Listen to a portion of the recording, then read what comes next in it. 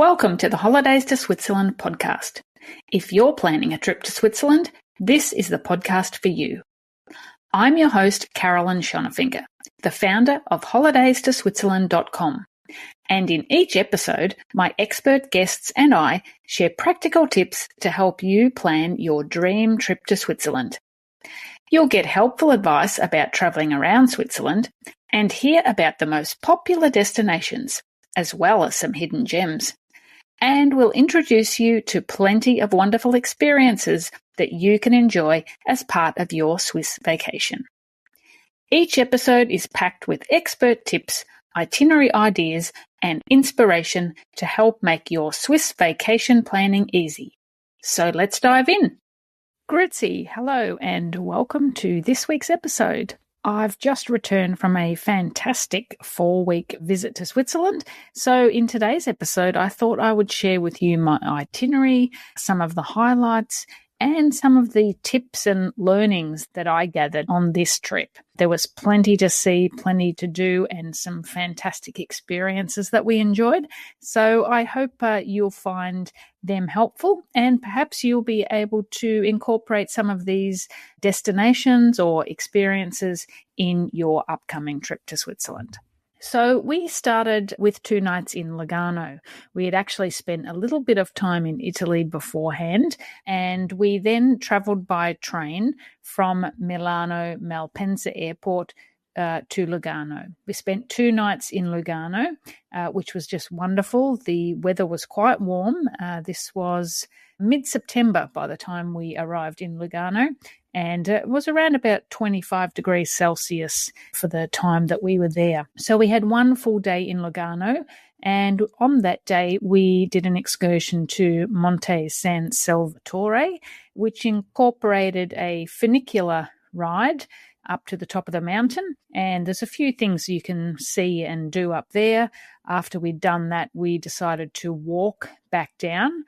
And we walked down to a lakeside town called Melide, which is on Lake Lugano, and that walk took around an hour and a half.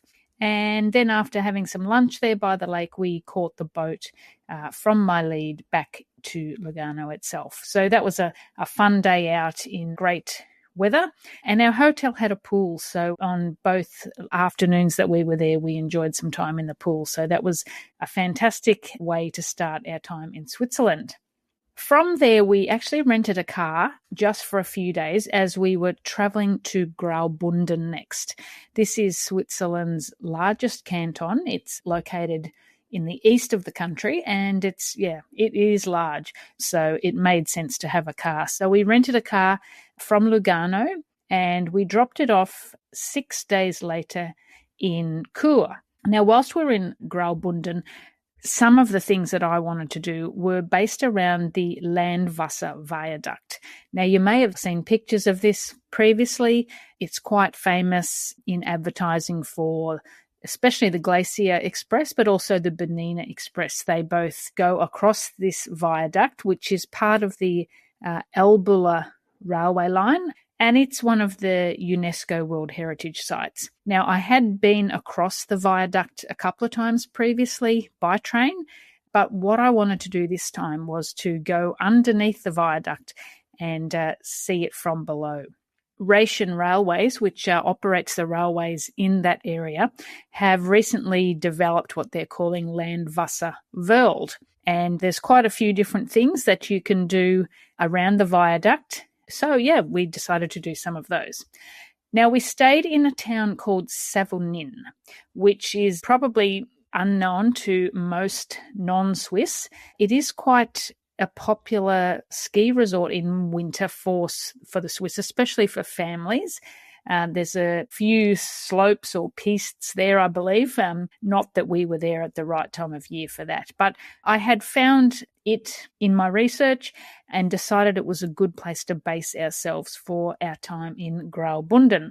So on the first day, we drove to a little place very close to St. Moritz, which took around about an hour, and we did an excursion by funicular up to a mountain called Muatus Murugul. Again, the weather was really great this day, so we had fantastic views, and that was a fun thing to do. And then in the afternoon, we headed down into Celerina, another town very close to St. Moritz, for their alpine procession or cow parade or Alpagzug, or whichever term you want to use. So this is when the cows are brought back down from the alpine pastures to go into their barns for the cooler months. And I'd seen it advertised a few days before, so I thought, right, we're definitely going to that. I had not been to a cow parade before, and it was one of the things that I was really looking forward to. So this was a fun experience. There was a bit of an itinerary, so we could actually follow. We knew what time the first cows were due to come through. They came through with lots of other local villagers who were ringing bells and cracking whips and playing music and all sorts of things. So that was fun. And then after the parade had gone through the main street, everyone followed the whole procession down to a big field on the edge of the town where there was stalls set up and music and lots of festivities going on. So that was really great. The next day, we got our first look at the Landwasser Viaduct. Now, one of the things that has been introduced in this Landwasser world is the Landwasser shuttle. So the Swiss, being the Swiss, have actually built a new stop on the train line just at the one end of the viaduct. So what you can do now is you can travel from Philosur to this special stop, the Landwasser Viaduct Schmitten stop, where you can actually go right across. So you can go to the next town, which is Alvenau, I think it's called from memory. I'll check and put that in the show notes. But you can travel across from Philosur to Alvenau, and that takes around 3 or 4 minutes. But you can also get off at the middle stop. And if you get off at the middle stop, you can walk either up to a viewing point that looks over the viaduct, or you can walk down to a viewing point underneath the viaduct. So we did both of those, but we also went right across from one station to the other. So the 3 or 4 minute journey, we did that a couple of times. So we knew what was going on, and then we hopped back on and got off at the middle stop and did both those lookouts, which were, just fantastic.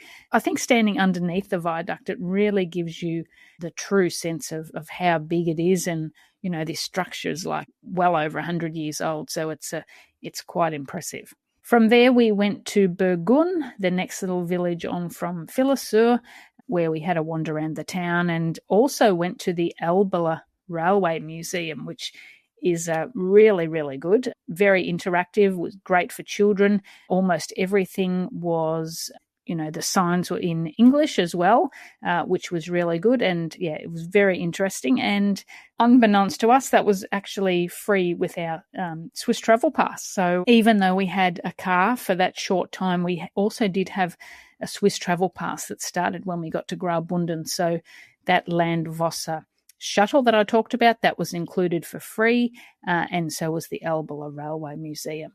The next day, we went into Chur in the morning and had a look around there, and then that took about a 40-minute drive from Savognin, so not too far. And on the way back, we went via Kalmasee, which is a really beautifully coloured, like a turquoise lake in a forest just on the edge of the town of Flims, which we'd never been to before. So that was great. The following day was another Landwasser kind of experience. We rode on an historic train from Philosur to Davos, which was really interesting. There's an open air carriage, so you can sit out and you're in the open air basically, and that was a lot of fun. And there's also covered carriages as well if you don't want to sit outside if the weather's not suitable. So that was a great day. And again, the trip was covered by the Swiss Travel Pass. On our final full day, we visited the Via Mala Gorge, which is near Thusis, around about half an hour from where we were staying, and had a walk around the village of Savognin, which has got a beautiful lake bathing area and great playground for children. Just a really nice mountain village. So that was a really nice experience, our stay in Graubünden. We then, as I said, dropped off our car in Chur and caught the train to Appenzell.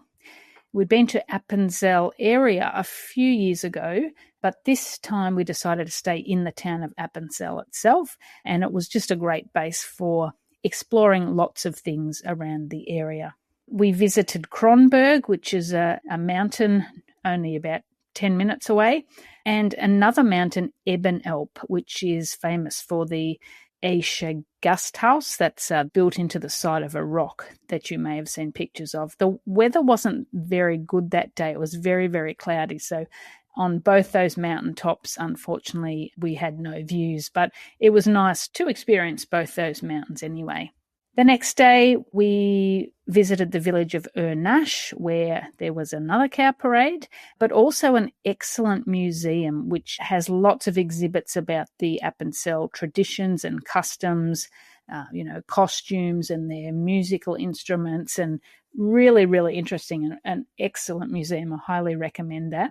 And we also then went back to Appenzell and visited the local brewery, which is, very, very good, and the Barley Biber World. So it's a few minutes out of Appenzell, and the Barley Biber are a very traditional Appenzell biscuit that's known all over Switzerland, and it's actually made just outside the town of Appenzell. So we visited that experience world as well. And then on the final day, we had beautiful weather, so we took a cable car up to Hohe Kasten, another nearby mountain. Got superb views all around, so that was nice because the cloud cover had cleared.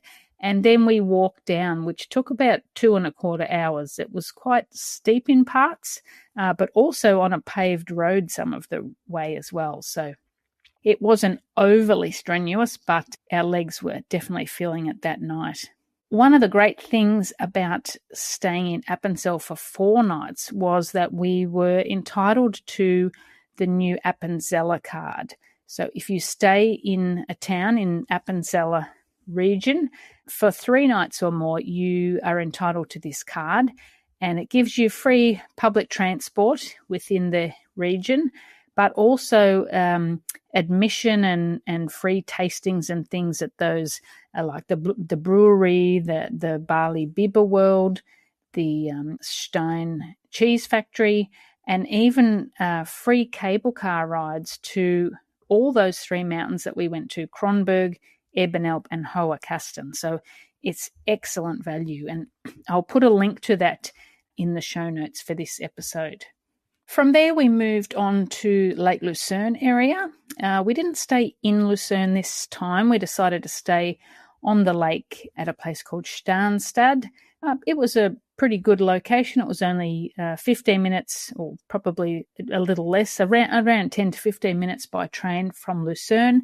And there's also a boat stop there, so we could catch the boat into Lucerne as well, which we did a couple of times. Whilst we were there, we went to Mount Stanzerhorn, free with a Swiss travel pass.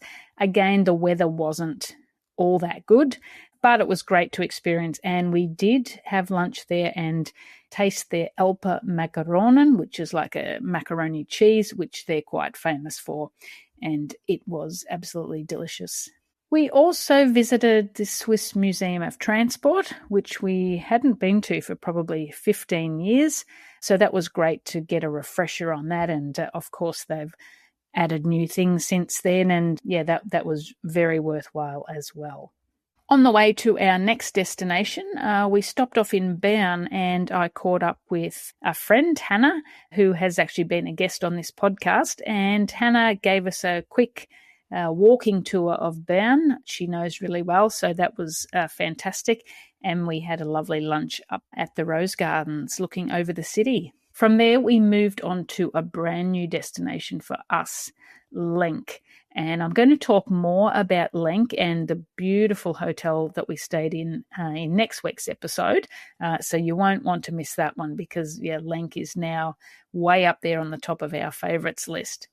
While we were in Lenk, our Swiss travel pass ended, and we had then started using a Berner Oberland pass, which we were able to get great value from as well.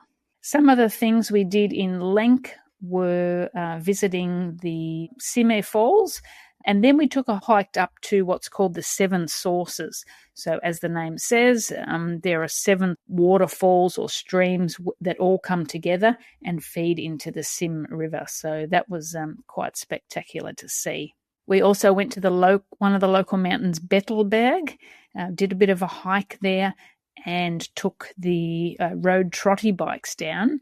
The cable car trip was covered with the Berner Oberland pass, so that was great.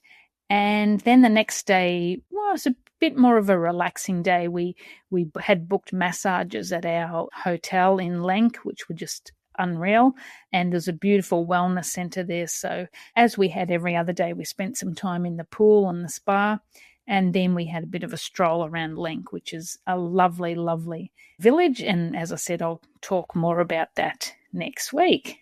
From there, we moved on to Lauterbrunnen in the Jungfrau region, where we spent 7 nights. Now, on the train, on the way to Lauterbrunnen, as we were on the line from Interlaken, I was very fortunate to meet a podcast listener, Alfred, who recognised me from the video podcast that we've done. So Alfred and his partner, Wendy, and my husband and I had a great chat. So it was great to get to know them a bit and to know that the podcast has helped many people, including Alfred and Wendy, plan their trip. So it was great to meet you both. Thank you. And I'm glad we got those photos to prove that we actually got to meet. And on that topic, a shout out as well to Pierre, who Pierre and his wife have been planning their trip to Switzerland for some time, and he follows the podcast, and he follows me on Instagram, and so we exchanged a few messages via Instagram during Pierre's trip. So yes, it was good to hear what he was up to as well as he travelled around Switzerland. Some of the things we did in Lauterbrunnen, nothing sort of really too new. We'd done most of these things before, although some not for quite a long time. We went back up to Mannlichen and hiked across to Kleine Scheidegg, which we really love. We did a day trip to Bern to catch up with some relatives, and then spent a bit of time wandering around Interlaken on the way back. We went up to the Brienz Rothorn, the steam train ride, which we haven't actually done for probably 20 years. So it was great to go up there and refresh our memories and see what's changed up there. We also, of course, did a walk from Grutschelp to Mürren and went up to Armandhübel on the funicular. The views from up there are just amazing. I can never get enough of those views of the 3 big mountains, Eiger, Monk and Jungfrau. And then we walked from Armandhübel back down to Mürren, which is a very picturesque hike as well. We also visited Schöniger Platt again. Again, we hadn't been there for maybe 8 or so years. And both times we'd been previously, the weather hadn't been great. So this time we had a perfect day. And although there was cloud cover sort of, but halfway between the valley floor and where we were on top of the mountain, the views of the mountains for us were great. We couldn't actually see the lake from the top until we started to come back down again on the train. But again, the views from up there are just sensational. And we could have spent hours and hours up there. Unfortunately, we were a little pressed for time that day.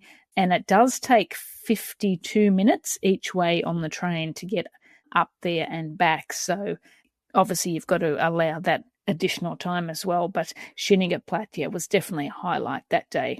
We did also return to Lenk one day, which was a fair trek. It took us probably, I think, 2.5 hours each way, which sounds a lot, but the train connections, of course, were very smooth. And the reason we returned was because when we had been in Lenk the previous week, we saw their alpine procession being advertised. And as Lenk is in the Simmental Valley, Simmental cattle, very well regarded. So we knew that this was going to be a very professional a big event for the village, and so we decided to return for it. And it was fantastic. It was really good. There was yodeling. There was lots of different cow parades at different times throughout the day, as well as goats, and a really festive atmosphere. You know, this main street was closed off. There was food stalls and a real gathering of all the locals. So it was fantastic. After our stay in Lauterbrunnen, we moved on to another new destination, Winterthur. And again, I'll talk more about this and the hotel that we stayed in next week. Why Winterthur, you might ask? Well, originally we were going to head back to Zurich, as that's where we were flying out from. And a friend said to me, why don't you consider Winterthur?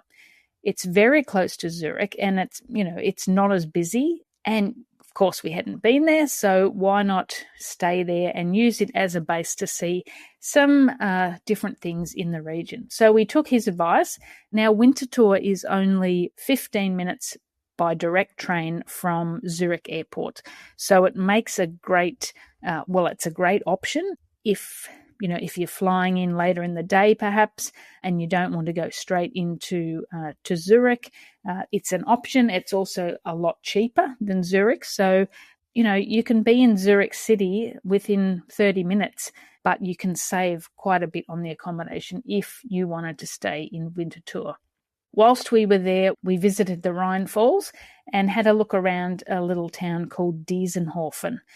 The Rhine Falls, of course, are just amazing. The power of the water that comes over there. They're, of course, Europe's biggest waterfalls, and the viewing spots that have been created, special viewing platforms, get you really close to the water.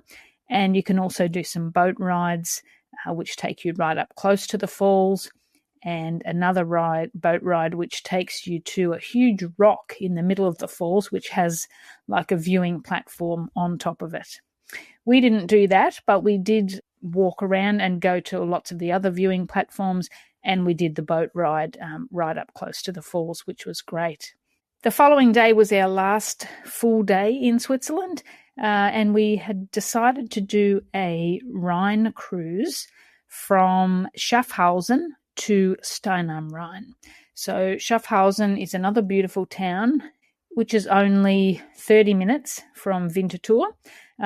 So we went there early and had a bit of a wander around the town. We had been there before, but loved it, so we're happy to spend some time looking around again. But then when we went to find out about the boat cruise, we were told that the river level was too high at Diesenhofen for the boat to get under the bridge. So there's a big medieval wooden bridge across the river there, and with the water level too high, the boat couldn't get under. So the boat was only going as far as Diesenhofen and then turning around and going back. So we hopped off at Diesenhofen and then caught a train to Stein am Rhein, just a 10-minute train ride. Had our lunch there, had a wander around, looked at the beautiful town, and then caught the train back to Winterthur. So it was a great day, even though we couldn't do the whole distance of that Rhine cruise. And from there, we went back to the hotel and picked up our luggage and headed to Zurich Airport, where we stayed overnight before flying out the next day. So in all that time, we mostly stayed in hotels, but there were a couple of places where we stayed in apartments. So in Graubünden, where we stayed for 6 nights, and then the 7 nights in Lauterbrunnen were also in an apartment.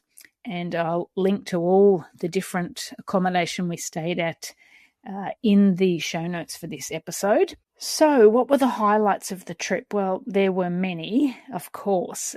When you're in Switzerland for 4 weeks, there's going to be plenty of highlights. But I think for me, the things I was most looking forward to and that really, reached my expectations were the cow parades, especially the first one that we saw in Cellarina and the last one that we saw in Lenk. They were both great that I mentioned, but we also were lucky enough to see one, just quite a spontaneous cow parade in Appenzell, where we were just wandering around through the town, and suddenly we heard all these bells, and here comes a farmer leading his cattle down to his farm down the road. So that was a very unexpected and spontaneous one. But the first at Cellarina, the last one at Lenk were definitely the highlights.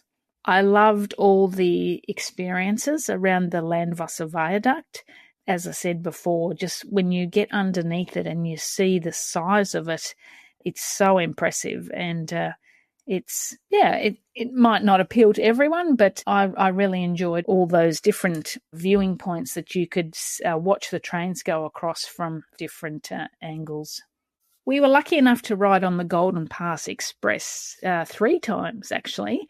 And the train ride is covered with both the Swiss Travel Pass and the Berner Oberland Pass, which makes it very easy to hop on board. You don't need seat reservations for first or second class. You can book them, and if you're travelling in peak season, it may not be a bad idea if you want to guarantee a window seat, for example. But on 2 of the occasions we travelled in first class without reservations. So on our way back from Lenk to Lauterbrunnen, on the section between Zweisimmen and Interlaken, we travelled on the GoldenPass Express in prestige class. I had pre-booked the seat reservations a few months ago, and it was wonderful. There's only about 18 seats in the prestige class section. You sit up a bit higher. The window is sort of below your seat rather than perhaps at your waist level, so you get fantastic views, and that was a really wonderful experience. I really enjoyed that. The views are what Switzerland is all about for me. I just love the scenery and just never tire of looking at snow-capped mountain peaks and glistening lakes. So I think that some of the views, particularly those that we had from Almendhübel and Schöniger Platt, were definitely highlights for me. The weather or the blue sky and no clouds on those days just made the views especially amazing. So they were definitely a couple of highlights for me. I loved a lot of the hikes that we did. Again, just being out in nature and appreciating the Swiss outdoors is always something that I love. And as we were there in autumn or fall for our North American listeners, the colours were just incredible. When we were in Graubünden, the leaves were just starting to change. But as we sort of progressed through the trip, we could see more and more trees that were changing their leaves, to yellow and orange. And it was just really, really lovely to have the contrast from the green pastures, the snow-capped mountains, and the coloured leaves was really nice. And Lenk was definitely a highlight. I'm not going to tell you too much now. I don't want to spoil next week's episode, but yes, we've definitely fallen in love with Lenk and we'll be returning there for sure. So what did I learn and what tips did I pick up on this trip? Well, I have to say that I was a bit surprised that the popular touristy destinations were still quite busy in late September and early to mid-October. So when I say the popular destinations, that's like Lucerne region and particularly the Jungfrau region. The second-class carriages on trains were still pretty full. Now that Interlaken to Lauterbrunnen and Interlaken to Grindelwald line is always busy. But yes, sometimes the carriages were actually quite packed, which did surprise me a little. We went on a couple of the scheduled mountain railways, as I mentioned, Brienz Rothorn and Schöniger Platt. Now, these trains have scheduled departures. So my suggestion here is, even if you want to leave, for instance, on the 10:45 train, get there 30 minutes before departure if you want to, ensure that you get a window seat. They don't actually allocate any seats in advance. With the Brienz Rothorn, you can buy a seat guarantee for 8 Swiss franc, and I highly recommend you do that. Now, that doesn't guarantee you a particular seat on the train. It just means that you're guaranteed to travel on that particular departure. So if you wanted, you could buy the the seat guarantee for the 10:45 departure, for example. With Schenigeplatz, you can't do that. So it's just a matter of being there and, getting on board and hoping that there's a window seat free if that's what you want, particularly for taking photos and so forth. Now, one thing I did realise is that both of those services, if there are a lot of people, they can actually put on an extra train. And this is particularly so for the descent. So on both occasions when we were travelling down the mountain, because there were so many people wanting to travel down at that same time, they do have a spare engine and carriages there so they can add on an additional service if need be. We found that it's still useful to carry a small amount of cash. There were a couple of times when we could only use cash. So one instance was when we hiked in the Link region up to the waterfalls. There was a little guest house, cafe / restaurant at the bottom, and then there was also one at the top. Both of those accepted cash only, except if you could pay by Twint. Now, Twint is an electronic payment system, but you need to have a Swiss bank account in order to open a Twint account. So it's not useful at all for most tourists. Therefore, cash only was accepted. So that was one instance. On another occasion, we attended a free Appenzell music concert in a church in Appenzell, which was fantastic. It went for an hour, and on the way out, it was, obviously not mandatory, but nice if you could leave a cash donation. I mentioned earlier about the cloud cover sometimes on the mountaintops, and I just wanted to mention again that if you're planning on doing a mountain excursion and you wake up in the morning and it's cloudy, do still check the webcam of the mountain that you're planning on visiting. On numerous occasions, especially when we stayed in Lauterbrunnen, it was cloudy or foggy until 11 or 11:30 in the morning, but on the mountaintops, it was as clear as anything. So on the day that we went to Almendhübel, for instance, we left Lauterbrunnen, it was overcast, gloomy, foggy, and we thought, this is not going to be good. However, we'd looked at the weather forecast on the Meteo Swiss app, and it had promised full sun. So we thought, we're going to set off anyway. We walked from Grutschelp to Mürren and stopped midway for a drink at Winteregg. Whilst we were at Winteregg, which maybe we were there for half an hour, when we got there, you could not see the mountains at all.